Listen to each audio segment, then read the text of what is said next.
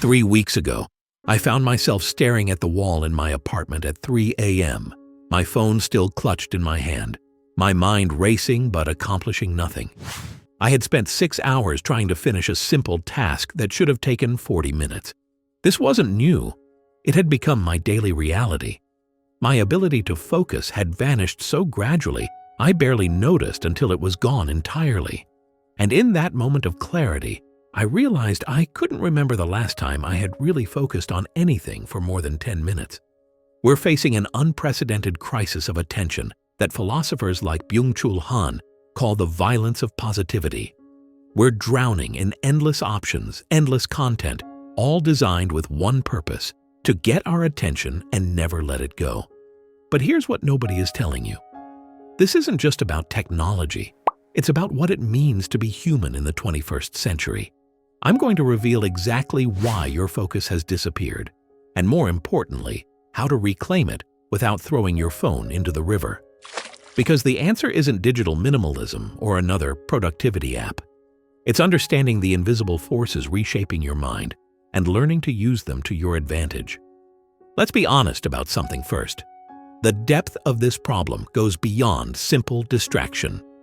Neuroscientist Adam Gazzaley discovered that when we constantly switch tasks, as we do when we bounce between apps, we don't just waste time, we fundamentally alter how our brains process information. Each switch creates what Sophie Leroy calls attention residue, fragments of incomplete cognitive processes that continue running in the background of your mind, draining your mental energy like dozens of unused apps running on your phone. I experienced this firsthand last year while working on a critical project.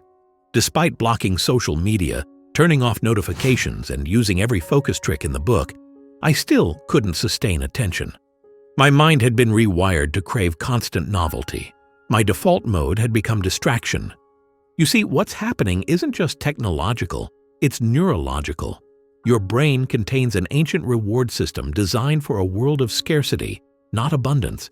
Each notification triggers a dopamine hit, originally meant to reward you for finding food or potential mates, essential rare resources in our evolutionary past. But in a world where rewards come every 3 seconds, this system breaks down completely. Decades ago, economist Herbert Simon predicted that in a world rich with information, the real scarce resource would be human attention. Later, David Foster Wallace captured the deeper existential cost of this reality, showing how the battle for our focus would shape not just our productivity, but our very sense of meaning. But here's where most analyses fall short. They assume the solution is either complete digital abstinence or resigned acceptance. Neither works. I tried digital detoxes. They left me feeling disconnected and eventually led to even worse binge behaviors when I returned.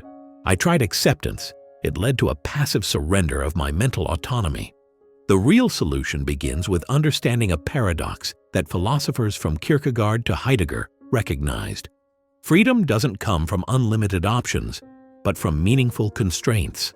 As Kierkegaard put it, anxiety is the dizziness of freedom. We're experiencing collective cognitive vertigo because we've removed all boundaries from our attention. Your phone isn't inherently the problem. It's the relationship you've developed with it. So, how do we fix this? Through what I call intentional friction, strategically making certain actions harder while making others easier. This isn't about willpower. Willpower is a resource that fails precisely when you need it most. This is about environmental design. Let me walk you through the exact system that helped me recover my attention span over 6 months of experimentation. First, I identified my trigger patterns, those moments when I was most vulnerable to distraction. For me, it was immediately upon waking. Whenever I felt that first twinge of boredom or difficulty, and late evenings when my mental energy was depleted. I then created what psychologists call implementation intentions, specific if-then plans for these moments. When I wake up, I don't touch my phone until after I've completed my morning ritual. When I feel bored during deep work, I stand up and take 3 deep breaths, rather than reaching for distraction. I redesigned my digital environment completely. I removed every app that doesn't serve a specific, valuable purpose.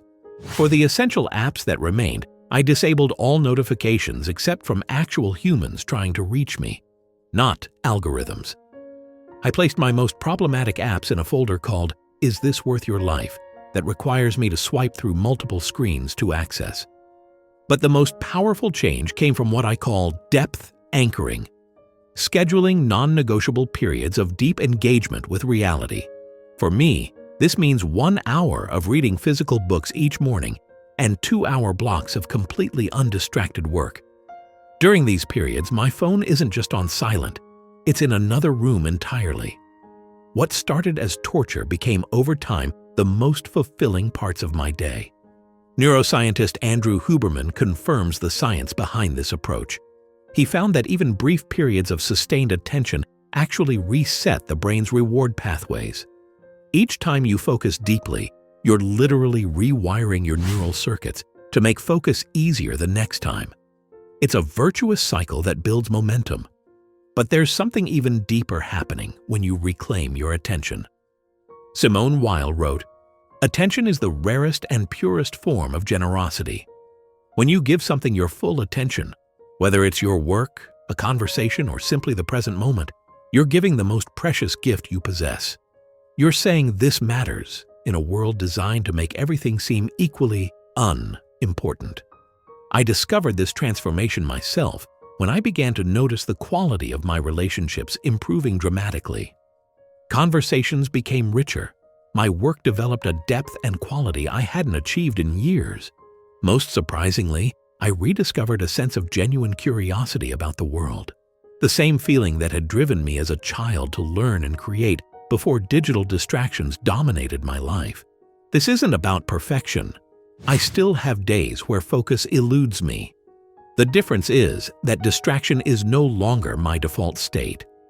I've reclaimed the ability to choose where my attention goes, and that has made all the difference. You don't need to abandon technology to reclaim your mind. You need to redesign your relationship with it. Start small. Create just one daily period of complete focus on something meaningful. Notice how it feels. Protect this time ferociously, then gradually expand it. Remember what philosopher William James said over a century ago, "My experience is what I agree to attend to." In a very real sense, your attention defines your life. It determines what you'll remember, what you'll create, who you'll truly connect with.